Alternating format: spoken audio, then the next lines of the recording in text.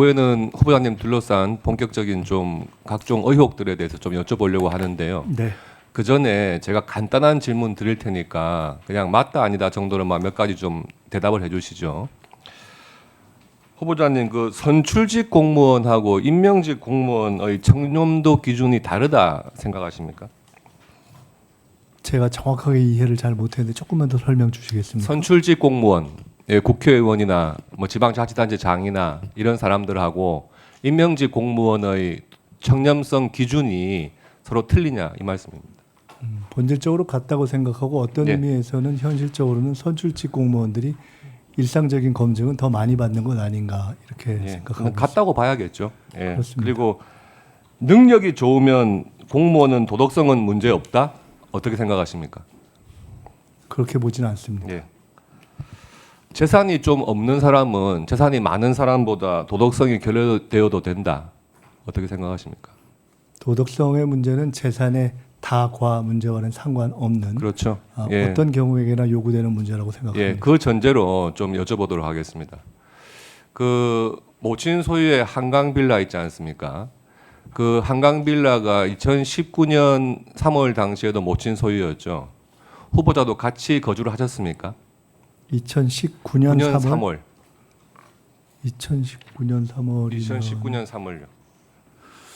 2019년 3월이면은 아마 제가 정확하게 일자를 확인해야 되는데 그때쯤이면 저희 어머니가 아마 낙상을 하셔서 그때 전후에서 아마 거기가 4층 걸어 올라가는 예. 그 빌라였어요. 5월에 지금 배우자 되시는 분이 그 당시에는 배우자가 아니셨는데 네. 그해 5월에 이제 여기 전세를 들어오시는 걸로 돼 있거든요. 네, 그러면 맞습니까? 맞습니다. 예. 그때쯤 아마 그러면 그 낙상하셔서. 한강 빌라에 2019년 3월 달에 그 세를 들어왔던 법인이 있어요. 네. 법인이 있는데 그 법인의 그 운영하는 분이 이하경 씨라고 있는데 아시는 사이죠? 네, 그렇습니다. 예.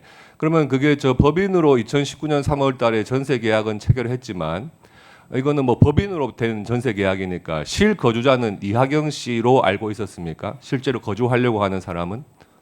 그것은 거주 목적이 아니고 그분이 계약을 했는데 그 당시에는 그 빌라가 좀 오래된 빌라이긴 하지만은 옛날 빌라에서 조금 넓어서 일종의 무슨 쉐어하우스인가 무슨 약간의 그런 사업을 하려고 계약을 했던 것으로 제가 들었고요. 그랬다가 그것이 그 집이 좀 낡고 수리비도 많이 들고 해서 적당치 않다라고 판단하는 본인의 판단과 마침 그때 제가 결혼하기 전에 지금 저희 아내가 그 경기도에서 서울로 와야 되는데 사실은 길고양이를 좀 많이 이렇게 거둬서 고양이가 좀 이렇게 있어야 되는 공간이 넓은 그 집이 좀 방이 많습니다. 그래서 그 두 가지가 겹쳐서 이하경 씨는 조건이 안 맞아서 정리를 해야 되고 저희 사람은 그때 제 결혼도인데 들어와야 되는 이것이 맞아서 예. 바뀐 것으로. 어제 이거 슬라이드 좀 띄워주시죠. 어제 한 언론사의 보도에 그 2019년 3월, 5월 그 무렵에 그 모친 소유의 한강 빌라 말씀하신 그 제일 위층 거기에 인테리어 공사가 진행됐다 이렇게 보도가 됐는데 그 내용 보셨습니까? 보진 못했습니다. 그러면 그 당시에 인테리어 공사 한 거는 맞습니까? 맞을 겁니다. 맞아요. 네. 그러면은 지금 2019년 3월 달에 원래 1년 계약으로 들어와서 살려고 하던 그 원래 계약자는 한 2달 만에 빠져나가고 5월 달에 지금 후보자의 뭐 배우자가 되실 분이 거기로 들어왔다는 것 아닙니까? 네. 그리고 한 1년 뒤에는 지금의 장모님이 또 이렇게 임차를 해요. 그러면은 2달 만에 계약 해지를 하고 배우자가 임차를 하시고 1년 뒤에는 또 장모님이 임차를 한단 말이에요. 그런데 지금 후보자께서 내신 자료에는 이 이산지로부터 어떤 그 2억이라고 하는 전세 보증금이 과연 입금됐었는지 또 그것을 배우자가 들어오실 때 이산지의 2억 원을 반환을 했는지 그리고 배우자께서 그 어머님한테 정당한 2억 5천만 원의 임차 보증금을 제공을 했는지 그런 계좌 내역은 전혀 지금 뭐 제출이 안 되고 있는 상태란 말이에요. 그렇게 본다면 지금 특이하게 원래 1년 계약이 2달 사이에 이렇게 해지되고 배우자가 들어왔다 그러면 이게 지금 그해 12월 달에 그 후보자께서 결혼을 하시니까 이게 아마 신혼집으로 사용을 좀 하시려고 했던 것 같은데 그렇다면은 그 제공된 전세 보증금 반환 내역이 확인되지 않는다 그러면 과연 이게 배우자께서 실제 거주는 배우자께서 하시는 걸로 되어 있는데 누가 전세 보증금을 냈는지 확인이 안 되는 거 아니겠습니까?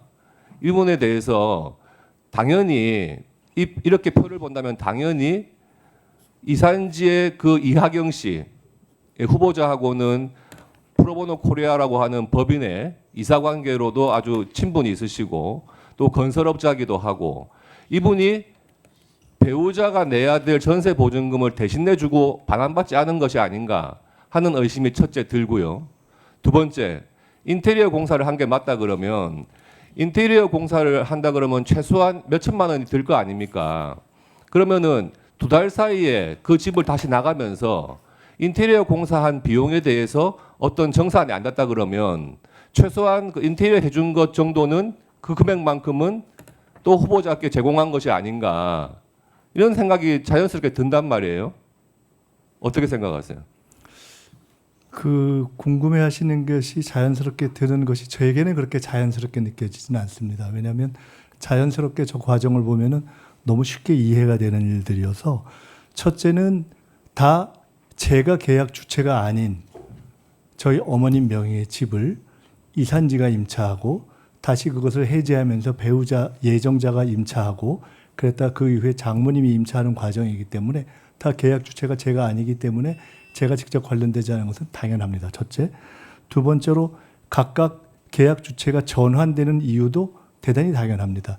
저희 어머님은 낙상이 되셔서 평지로 나가셔야 됐고 그때 그곳을 들어올 생각이 있었던 저의 지인이었던 이산지의 대표가 들어와서 사업을 하려 하다가 그것에 비용이 제법 드는 수리의 요구가 있다라는 것 때문에 주저하고 그리고 말씀드렸던 그때 저희 아내는 들어올 사람은 서울로 들어올 집을 찾고 있었는데 있던 집을 정리하면서 들어와서 인테리어에 대한 정산은 어떻게 되는 겁니까? 네 잠깐만요. 그거 말씀드리겠습니다. 들어왔고 그 다음에 중간에 신혼집으로 쓰려 했던 것으로 보인다라는 말씀과 관련해서는 저는 저 집을 신혼집으로 쓸 수가 없는 것이 저는 지역구 국회의원이기 때문에 제 지역구 내에 아무리 작은 집이라도 살아야 되기 때문에 저 집은 신혼집으로 쓸 이유와 계획이 전혀 없었습니다. 그냥 원래 저와 별도로 살고 있었던 제 아내가 자기 집을 정리하고 들어 살다가 다시 저와 합치게 되면서 그 공간을 마침 저희 장인 어른이 병원에 가게 되셔서 병원을 왔다 갔다 해야 되는 수요가 있으셨던 저희 장모님이 들어오셨던 것이고 인테리어는 아주 쉬운 것이 아까 제가 이미 말씀드렸듯이 제법 낡은 집이었기 때문에 그 인테리어 당연히 수요가 있었는데 그 인테리어를 한 것입니다. 아마도 제가 볼 때는 그 인테리어를 한 일정한 액수가 그 이후에 한편으로는 인테리어 비용으로 반영되고 한편으로는 시가에 반영돼서 금액이 올라가지 않았나 이렇게 생각이 되고 종합적으로 각각의 전환의 과정과 인테리어에 들어간 것에 그 돈이 사라져서 누구에게 갈 여유가 없는 돈 아닙니까? 그리고 당연히 저것은 뭐를 내죠? 아니 계좌를 저것은 저와 관련된 계좌들이 전혀 아니어서 아까 똑같이 말씀드렸지만은 그 이전에 계셨던 다른 그 한덕수 총리를 포함한 다른 분들의 아니 제가 알고 있지 않은 내용인데 그것을 왜 동의를 해야 되는지 그것은 혹시 과거의 전례를 들어서 말씀을 해주시면 과거의 전례를 들어서 답변 드리도록 하겠습니다.